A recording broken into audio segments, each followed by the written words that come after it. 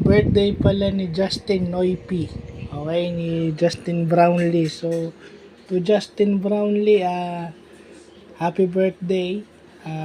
Wishing you more birthdays to come and have a long basketball career. Long career in the PBA and wherever you play. Sana lang makita pa kitang naglalaro ka sa Ginebra kasi ikaw yung ever since Bobby Park Sr., ikaw lang yung player, ikaw lang yung import na nakita ko na may magandang attitude. Kasi si Bobby Parks Sr., yung tatay ni Ray Parks, kalaban ng Ginebra. Ikaw this time, ikaw na yung pinakamagaling na import pero sa Ginebra ka mismo naglalaro. So nandun ka na sa favorite team ng madami. So happy birthday again and God bless.